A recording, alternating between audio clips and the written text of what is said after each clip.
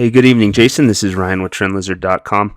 I got your email. I hope you had a wonderful Thanksgiving as well. Had a nice break. Of course, the market got a little bit wonky there the day after Thanksgiving, but hopefully all is well. And I'm going to take a look at the ETF or ETN, I guess, that you had requested. USOI, which is the Credit Suisse X-Links Crude Oil Shares Covered Call ETN. Total mouthful. At the end of the day, it's very comparable to USO, the oil ETF that we track. But we're going to take a look at it from a bunch of different angles. It ended up being a pretty tricky one to analyze. I'll show you why as we go. But let's go ahead and take a look at it from its beginning, which was back in 2017. Had some back and forth action. 19 was more of a sideways year. Absolutely tanked in 2020. The clearest move so far on this chart. Clearly a trendy down move. And then has been in a steady recovery off of that 2020 low to the upside, which has a trendy look to it, but it's pretty hard to label yet. So let's go ahead and see what would make sense on a larger time frame. One possibility would be that what happened here was a second wave. That really sharp down move that happened in 2020 would be wave 3, and then the recovery since then would be wave 4. Now this is a possibility. No reason this can't work. You can see this yellow Fibonacci retracement area here. This would be a retracement of this big third down wave here. And there is no overlap with wave 1 so far in this recovery. So potentially this could be a fourth wave within an ongoing 5-wave decline that is not yet complete. Another consideration would be that it's an A, B, and C wave down in 2020. And a more important low is in the recovery that has begun here is the resumption of some, not really the resumption, but the start of a new uptrend that's going to head much higher.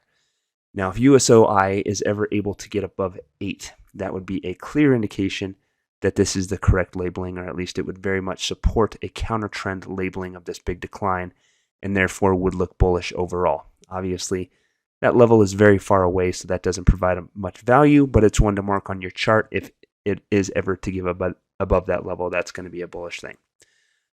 Another way that we can approach it is to try to drive in and take a look at this recovery off the 2020 low to see if it provides any clues on how we might want to label this on the larger time frame. So let's go ahead and do that now.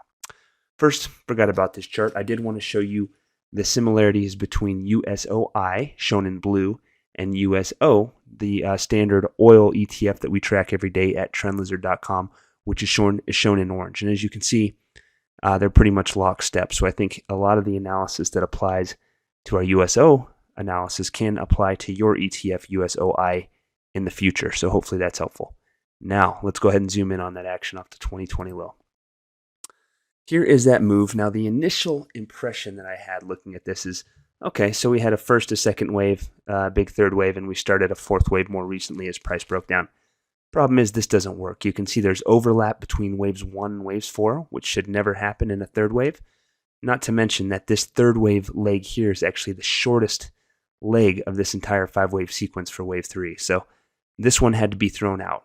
It's pretty hard to find anything that's absolutely obvious or apparent from there. One consideration would be maybe it's a second wave, a third, a fourth wave, and then some kind of funky ending diagonal for wave 5.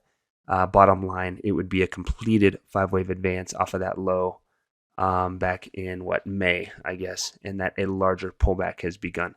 If this is the case, obviously the pullback that began in November would get larger. We would expect a move down into this yellow area before it completes, and then for price to turn higher from there. So far the two options we've looked at were trendy labelings of this up move, because my inclination is to try to label it as a trendy move because for the most part it has a trendy vibe to it. It's pretty much directional to the upside. There has been overlap at times, but generally it's felt trendy. So that is one thing. Another possibility would be maybe it's just some type of sharp but still counter trend recovery as shown to the upside here. Now, if that's the case, a move below 380 at any point on USOI would really expose the idea that this is one big counter trend move. Again, probably likely just a large fourth wave, and that USOI is going to head lower from there. So I think that's another level you want to mark on your charts, $3.80. You can see how many different angles I'm having to come at this because it's not jumping off the charts at this point. So let's try one final thing. We're going to go ahead and zoom in on this current pullback really the action off of August low to see if we can find any information in the very near term. So what we do know is we know that the up leg off of August low is a trendy move. It looks like a 5-wave move. The pullback that's emerged off of the late October high, which really accelerated the day after Thanksgiving. Thank you very much. Low participation half sessions that move real quickly. That tank job that happened retraced almost exactly 61.8% of this up leg here. Now, at no point during this recovery has any pullback retraced more than 61.8% of the preceding up leg. If that changes in current times, we'd have to start wondering if this is in fact the start of something larger to the downside. Now, if USOI is able to stabilize where it's at, or at least somewhere in this area, and turn back above 525, that would be bullish, and I would say you need to be bullish on USOI if it can get back above 525.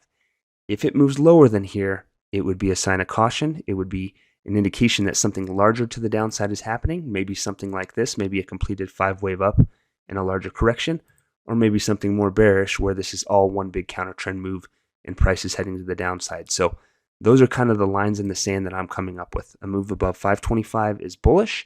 Anything that moves much below the low that was recorded, I think on Friday, or maybe it was even today, is a problem. Say if it moves below 475, somewhere around there, I would be cautious. I would be concerned that something larger to the downside has begun, and that would have to be respected because there's the potential in that scenario that it was all just one large 4th-wave correction and is going to head back down below to a new low. I don't believe that's what's going to happen.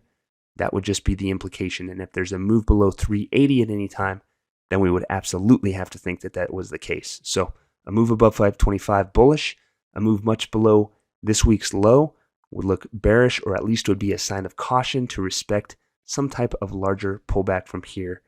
And then we'd have to kind of progress from there since there are so many possibilities at this time. So, Jason, sorry, there's so many angles on that, but it's what we have to do sometimes when it's not jumping off of the chart. I hope that makes sense. Let me know if you have any questions about this analysis. Have a great evening. We'll talk to you again very soon. Take care.